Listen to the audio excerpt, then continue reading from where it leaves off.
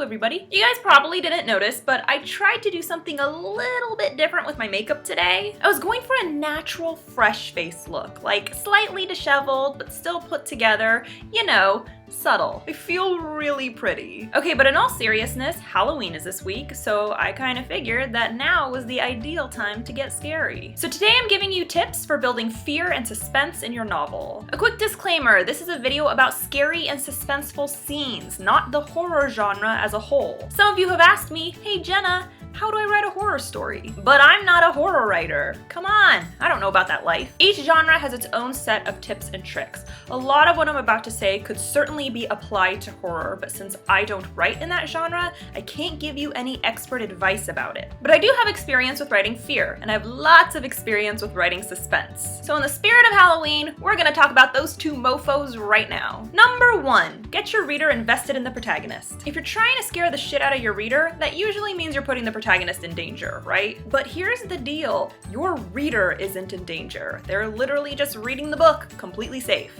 Unless they're doing it in the middle of oncoming traffic, which I wouldn't recommend. So the only way you're gonna get your reader scared is if they fear for the protagonist's life. And the only way they're gonna fear for the protagonist's life is if they care about the protagonist. Your reader needs to want that person to survive. If they don't, then they're just gonna be reading the book like, oh hey, a man with a knife.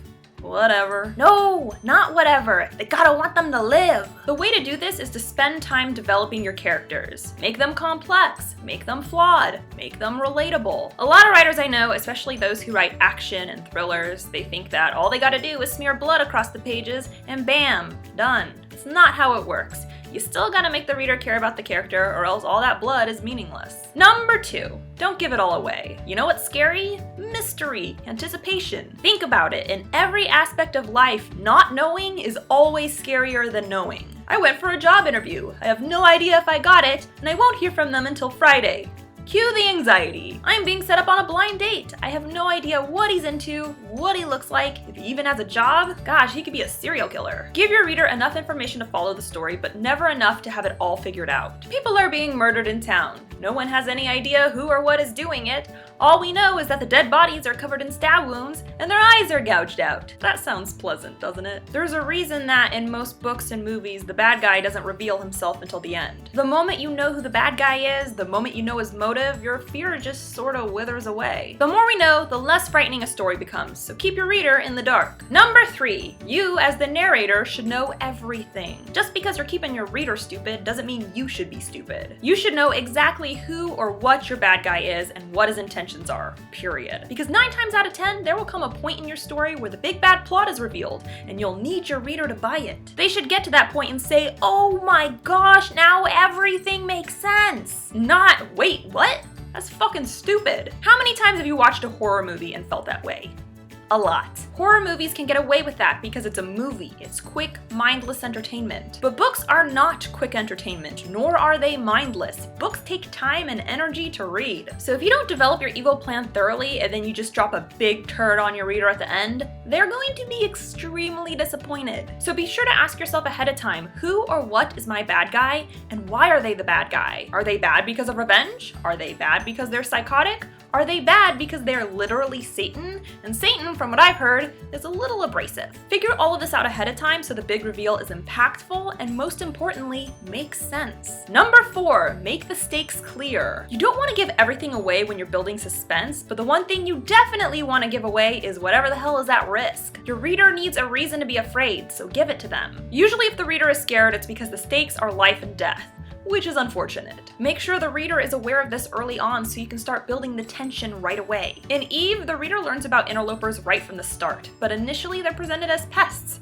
They're annoying. Then in chapter 3, we learn that they're literally ripping people open and digging through their guts. Shit just went from mildly irritating to fucking horrific in a period of 3 chapters. And in my opinion, it's not enough that your reader knows the risk. The reader needs to see the consequences of the risk. They need to see the danger unfold. It doesn't pack the same punch to just have a character say, the interlopers are dissecting people. But for Eve to be standing in the middle of a hospital while a guy is being ushered in who's had his chest completely torn open, yeah, That'll get the point across. Give your protagonist something to lose and make it big. Number 5, get inside your body. Consider this a standard rule, no matter what emotion you're trying to elicit. Writing a fight scene? Get inside your body. Writing romance? Get inside your body. Writing suspense? Oh wait, what is it? Oh yeah, get inside your body. If you want your reader to feel anxious or tense, you gotta do your part to evoke those emotions. If you describe the way your character's feeling and you describe it well, your reader will live vicariously through the character. They will feel those feelings as well. And you have to describe it. You can't just say, he was scared. Oh, it's scary. So much fear. The horror. Put yourself in the character's position. How do you feel when you're anxious? How do you feel when you're panicked? Think about the pounding of your heart, the heaving of your lungs, the sickness bubbling in your gut or in your throat. Now take those feelings and put them into your characters. This will make the moment visceral. This will put the reader in the protagonist's shoes. Suddenly, the danger doesn't feel like fiction. It feels real. Number 6, don't be disgusting for the sake of being disgusting. Everything you write should serve a purpose, bottom line. It's perfectly fine to introduce something horrific and revolting, but somehow moves the plot along. But if you're just murdering people left and right and scattering their entrails for no apparent reason, your reader's gonna know what's up. You're trying too hard, and it's obvious. Sometimes less is more. I'm not saying don't murder your characters or don't scatter their entrails. I'm just saying there's a time and place.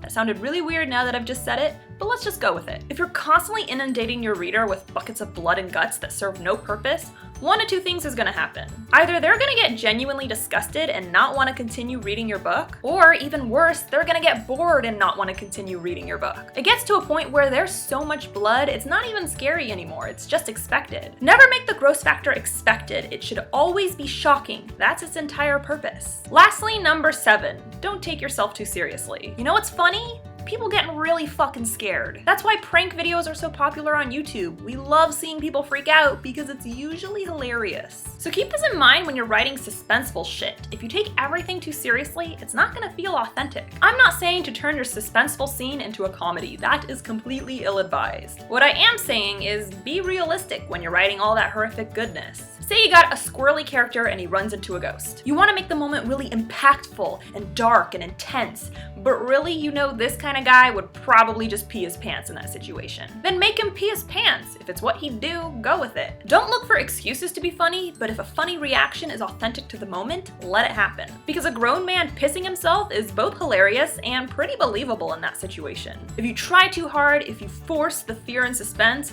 it's gonna be funny in a completely unintentional way. But if you add genuine human reactions to the moment, some of them are gonna be funny, and you should roll with it. So those are my tips for creating fear and suspense in your writing. Build the mystery, build the anticipation, but don't forget to get in tune with your characters. Understand who they are as people and how they would feel in those tense moments. That's the key to getting your reader invested. With that said, I wanted to make a quick announcement. Last week, I officially surpassed the 10,000 subscriber mark. Holy moly. I wanted to thank you all so much for your support. You guys have been seriously amazing. So I decided that next week I'm going to do a special video that's been highly requested for a really long time. I'm finally gonna make a video answering your most popular questions about me, which is really awkward and uncomfortable. Yay! So if you have any questions about me and my personal writing journey, tweet them to me and they may end up in my next vlog. On that note, I hope you all have a very fun and safe Halloween. Don't forget to subscribe to my channel. I post new videos on Wednesdays. Eve the Awakening is still available in ebook and paperback on Amazon right now, so check it out. And if you have any questions or if there's something you'd like me to talk about in my next video, be sure to tweet me at Jenna Moreci. Bye!